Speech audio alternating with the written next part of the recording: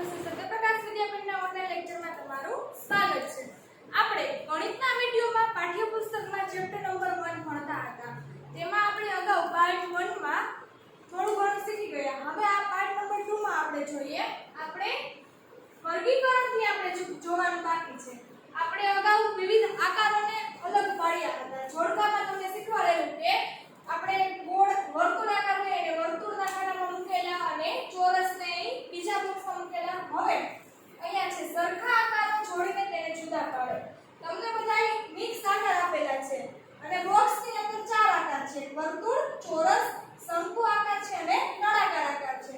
હવે આ વસ્તુ છે, આ વસ્તુ જે આકારને લાગતી હોય એ આકાર સાથે એને જોડવાની છે। હવે આપણે જોડવાની છે। પહેલા જો તમને અહીંયા પાણીની બોટલ આપેલી છે, તો પાણીની બોટલ એના જેવો આકાર બોક્સની અંદર કયો છે? નળાકાર આકાર છે। પાણીની બોટલ અને નળાકાર આકાર બે સરખા લાગે છે। જો આ ઊભી બે લાઈન નળાકાર આકાર કોને કહેવાય? તો આવી રીતે બે લાઈન નીચે ગોળ હોય અને ઉપર આ ગોળ, આ નળાકાર આકાર છે આપણો। એવી રીતે તમને જો આ આકારની વસ્તુ આપેલી હોય તો તેને નળાકાર કહેવાય। પછી શંકુ આકાર, તો ઉપરથી ત્રિકોણ અને નીચે આવી રીતે વર્તુળ। આપણે જે બર્થડે કેપ પહેરી છે, બર્થડે કેપ જેવો આકાર હોય તો એને શંકુ આકાર કહેવાય। પછી આવે છે આપણે ચોરસ। ચોરસ તો બધાને ખબર જ હશે। પછી છે વર્તુળ। આપણે આ ચાર આકારની વસ્તુ છે તો તેને અલગ પાડીને એક બોક્સમાં જોડવાના છે। હવે જોડવાનું ચાલુ કરીએ। તો પહેલા પાણીની બોટલ કેવા આકારની છે? નળાકાર આકારની, તો તેને નળાકાર આકાર સાથે જોડો। પછી તમને બાજુમાં એક લાલ કલરનું બોક્સ છે, તો એ ચોરસ છે, તો બોક્સની અંદર જે ચોરસ છે તેની સાથે જોડો। પછી અહીંયા તમને આઈસ્ક્રીમનો કોન આપેલો છે, તો એ કોન કેવા આકારનો છે? જો નીચેથી અણીવાળો છે, ઉપર ગોળ છે, એટલે આ શંકુ આકાર જેવો છે, તો એને શંકુ આકાર સાથે જોડવાનો। તમારે મારી સાથે સાથે પેન્સિલથી પાઠ્યપુસ્તકમાં જોડવાના છે। પછી તમને બોલ આપેલું છે, તો બોલ છે એ કેવો છે? ગોળ, તો તેને ગોળ આકાર સાથે જોડવાનો। પછી ઉપર સંતરું આપેલું છે, સંતરું પણ ગોળ છે, તો એને પણ ગોળ આકાર સાથે જોડો। પછી અહીંયા નીચે ઈંટ આપેલી છે, ઈંટ કેવી છે? ચોરસ, લંબચોરસ, એટલે કે આ ચોરસ જેવો આકાર છે, તો એને ચોરસ સાથે જોડવાની। પછી ફુગ્ગો, ફુગ્ગો કેવો છે? ગોળ, તો તેને ગોળ સાથે જોડવાનું। પછી તમને અહીંયા એક પાઇપ આપેલો છે, એ કેવો છે? નળાકાર, તો તેને નળાકાર સાથે જોડવાનું। પછી બર્થડે કેપ કેવી છે? શંકુ આકારની, તો તેને શંકુ આકાર સાથે જોડો। પછી અહીંયા નીચે પેન્સિલ કેવી છે? નળાકાર આકાર જેવી છે, તો તેને નળાકાર સાથે જોડવાની। પછી તરબૂચ, તરબૂચ ગોળ છે, તો તેને ગોળ સાથે જોડવાનું। પછી છે મીણબત્તી, મીણબત્તી કેવી છે?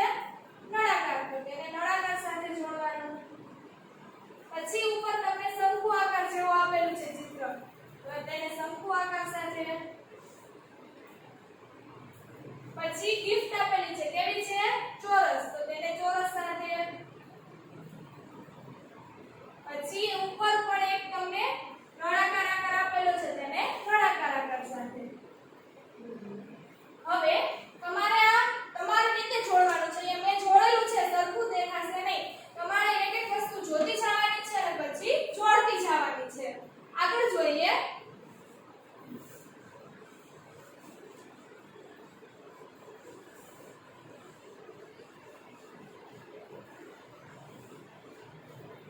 સરખા આકારોની જોડી બનાવો। સરખા આકારોની જોડી આપણે આમાં અગાઉ આ જોડકું જોડેલું છે, એમાં જોઈએ। જો આ બોક્સની અંદર આકારો આપેલા છે, એવા જ બોક્સની 12 આકારો છે, જેમાં જે આકાર મેચ થતો હોય એ જોડવાના છે। પહેલા જોઈએ આપણે, જો અહીંયા કોનને છે બર્થડે કેપ સાથે જોડેલો છે, બે સરખા આકારના છે એટલે। હવે ટમેટું છે, તો ટમેટાને ફુગ્ગા સાથે। પછી અહીંયા ઉપર જે પાઇપ છે તેના જેવો છે, અહીંયા મીણબત્તી જેવો છે, તો તેને મીણબત્તી સાથે જોડવાનું। પછી પાણીની બોટલ છે, પાણીની બોટલ કોના જેવી છે? જો અહીંયા બોલની બાજુમાં એક તમને બોટલ જેવું આપેલું છે,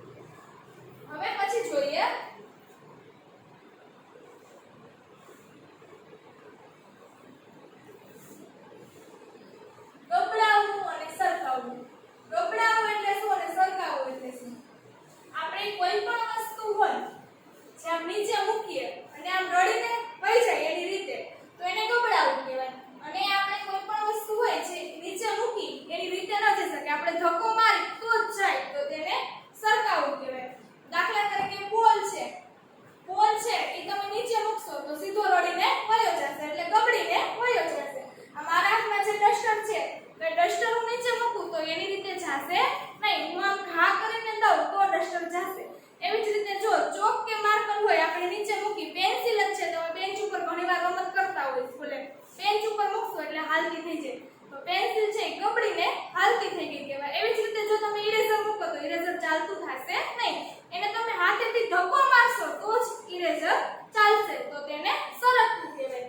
એવી જ રીતે તમને અમુક અહીંયા ચિત્રો આપેલા છે ગબડવું અને સરકવું ઉપરથી, તો તેના વિશે આપણે માહિતી મેળવવાની છે. જો પહેલું ચિત્ર છે તમને અહીંયા લપસિયામાં બોલ છે, અહીંથી બોલ મૂકે તો લપસિયામાં સીધો એની રીતે હાલીને નીચે આવી જાય. આ બોલ છે હાલીને સીધો અહીંયા નીચે આવી જશે. એવી જ રીતે અહીંયા બોક્સ છે, બોક્સ ઉપરથી મૂકશે તો ઓટોમેટિકલી એની રીતે નહીં સરકે, તમારે પાછળથી ધક્કો મારશો તો એ નીચે આવશે, સરકીને આવશે. બોલ છે તમે એમનો અહીંયા મૂક્યો છે તો એની રીતે વયો આવશે, પણ એવી જ રીતે અહીંયા ગિફ્ટનું બોક્સ છે એ જાતે આવશે નહીં. તો આ બોલ છે ગોળ છે, ગોળ વસ્તુ હોય છે ગબડીને, ગોળ હોય ઈ ગબડતી વસ્તુ હોય, ચોરસ કે બીજો કોઈ પણ આકાર હોય તો ઈ સરકતી વસ્તુ. હવે નીચે જોઈએ ગબડતી અને સરકતી વસ્તુ આપેલી છે એ જોઈએ. જો ગબડતી હોય તેવી વસ્તુ ઉપર રાઈટ કરો. તમને ચિત્ર આપેલા છે, પેન્સિલ છે, ફૂટબોલ છે, માખણ છે અને ડુંગળી આપેલી છે.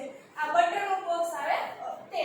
હવે પેન્સિલ છે તમે બેન્ચ ઉપર મૂકશો તો તેની નીચે વહી જશે ગબડીને, પેન્સિલ એની રીતે હાલતી થઈ જાય. તો હા પેન્સિલ એ ગબડે છે તો પેન્સિલ નીચે રાઈટ. પછી ફૂટબોલ છે, ફૂટબોલને તમે મૂકો તો એ ગબડીને ચાલતો થઈ જાય, તો ફૂટબોલ પણ ગબડતો છે. એવી જ રીતે બટર એ ચાલશે નહીં. જો એનો આકાર જુઓ, તમને ચોરસ જેવો આકાર છે એટલે એને તમારે હાથેથી સરકાવો તો તે ચાલે. પછી ડુંગળી છે, ડુંગળી છે તે પણ એની રીતે ગબડીને જાશે નહીં. ડુંગળી ગોળ હોય પણ અહીંયા ઉપર જુઓ એનો આકાર, તમને આ રીતે આમ ચપટો આકાર આપેલો છે, તમે મૂકી હશે ત્યાં જ રહેશે, એની રીતે જાશે નહીં. જે અમુક ડુંગળી હોય ગોળ તે હોય છે પણ અહીંયા આકાર આપણે અલગ આપેલો છે, એકદમ ગોળ નથી, આવી રીતે ચપટો આકાર આપેલો છે ઉપરથી એટલે તે ગબડશે નહીં. એટલે ખાલી ગબડતી વસ્તુ તો પેન્સિલ અને ફૂટબોલ બેની નીચે તમારે રાઈટ કરવાનું. હવે પછી જોઈએ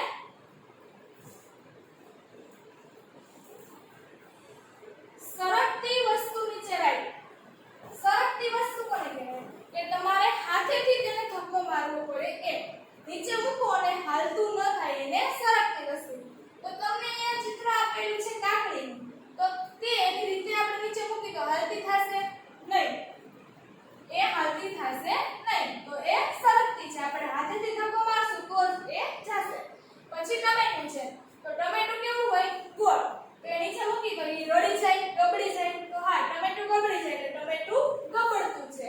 પછી સુટકેસ, સુટકેસ છે એનો આકાર કેવો છે ચોરસ, તો એ એની રીતે જશે નહીં, આપણે હાથેથી ધક્કો મારી તો જ એ જશે, તો એ સરકતી વસ્તુ છે. પછી છે પાવર, પાવર એટલે સેલ, જે તમે ઘરે દિવાલ ઘડિયાળમાં નાખો એ સેલ છે. તો હવે એ સેલને આપણે નીચે મૂકી તો એ ગોળ હોય, જો અહીંથી ગોળ છે આ ગોળાકારમાં, એટલે આવી રીતનો હોય સેલ, તમે નીચે મૂકો એટલે એ હાલતો થઈ જાય. હા તો એ ગબડતી છે, સરકતી વસ્તુ નથી. સરકતી કઈ છે કાકડી અને સુટકેસ. હવે પછી જોઈએ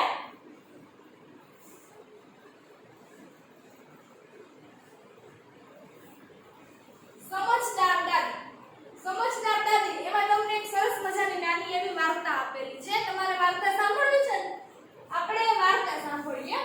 જો વાર્તાની અંદર એક ઘેટાનું બચ્ચું હતું, તે પોતાની દાદીમાને મળવા જઈ રહ્યું હતું. એક નાનું એવું ઘેટાનું બચ્ચું હતું, જંગલમાં રહેતું હતું, એના દાદીને મળવા જતું હતું, ચાલીને તેને દાદીમાને મળવા જતું હતું. પછી જે આગળ જાય તે જંગલના રસ્તામાં તેને એક વરુ મળ્યું. જે હાલીને આગળ જાય છે તો અડધે પહોંચે તો રસ્તામાં એક વરુ મળે છે. તો વરુ છે એ ઘેટાના બચ્ચાને કહે છે હું તને ખાવા જઈ રહ્યો છું. વરુ ઘેટાના બચ્ચાને કહે હું તને ખાઈ જઈશ. પછી તો આગળ ઘેટાનું બચ્ચું શું કરે છે? આગળ ઘેટાનું બચ્ચું કહે છે કૃપા કરીને મને જવા દો, હું મારી દાદીમાને મળવા જઈ રહ્યો છું, જ્યારે હું પાછો આવીશ ત્યારે તમે મને ખાજો.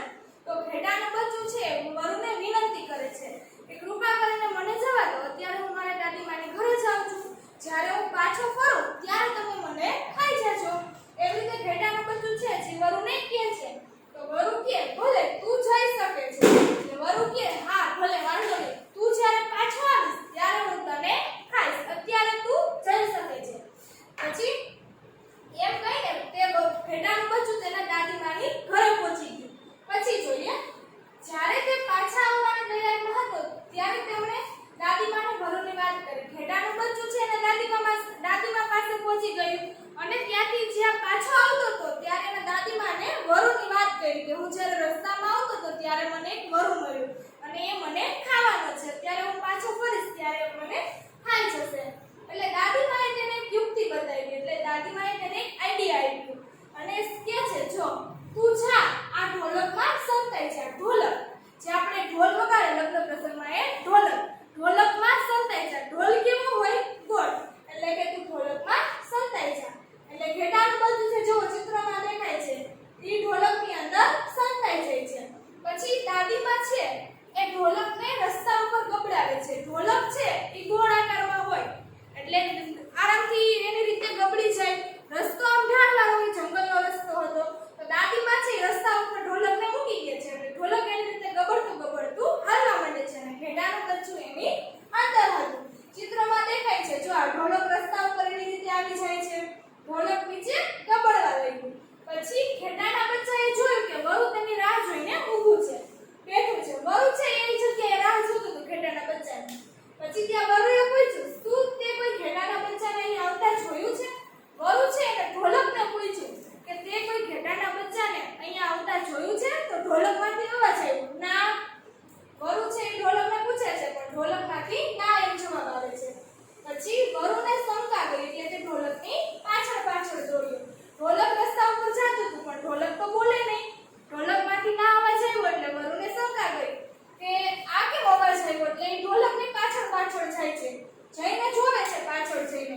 વરુ તેને પકડી લે તે પહેલા ઘેટાનું બચ્ચું તેના ઘરે પહોંચી ગયું અને તેણે પોતાના દાદીમાનો આભાર માન્યો.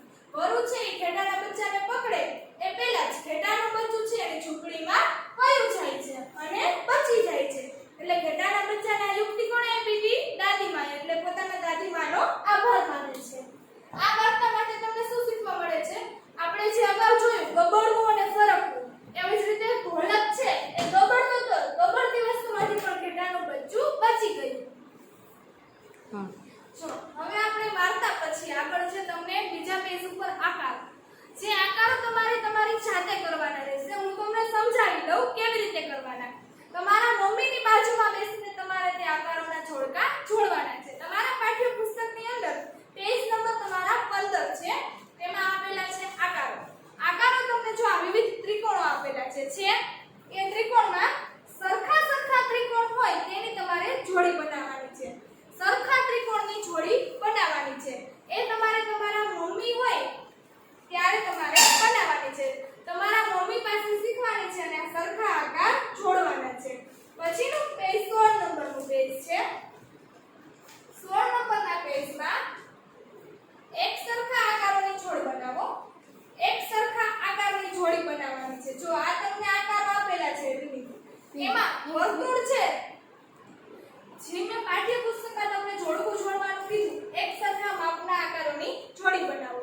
એ ત્રિકોણ વાળું પેજ છે પેજ નંબર 15. તો જે સરખા ત્રિકોણ હોય એ તમારે જોડી બનાવવાની છે. તમારે તમારા મમ્મી સાથે બનાવવાની છે. હવે એના પછીનું જોઈએ આપણે. જો દાખલા તરીકે તમારે આ એક ઉદાહરણ આપેલું છે તો આ ત્રિકોણ ને આ ત્રિકોણ બે દેખાવમાં સરખા છે તો એ બેને જોડવાના. પછી જો આ ત્રિકોણ સરખા છે તો એ બેને જોડવાના. એવી રીતે જે સરખા ત્રિકોણ હોય તેને તમારે જોડવાના છે. ત્યાર પછી એક સરખા આકારોની જોડ બનાવો. હવે અહીંયા તમને આ બાજુ આકારો આપેલા છે અને આ બાજુ આકાર આપેલા છે. એમાં સરખા આકારો તેને જોડવાના. જો અહીંયા લંબચોરસ છે તો સામે લંબચોરસ છે એની સાથે જોડેલું છે. એવી જ રીતે આ બાજુ વર્તુળ છે તો અહીંયા એને વર્તુળ સાથે જોડવાનું છે. પછી જો એવી જ રીતે અહીંયા અર્ધવર્તુળ છે તો તેને અર્ધવર્તુળ સાથે જોડવાનું. તમને એવી રીતે આખા પેજમાં અલગ આકારો આપેલા છે. જે સરખા આકાર હોય તેની સાથે તમારે જોડવાના.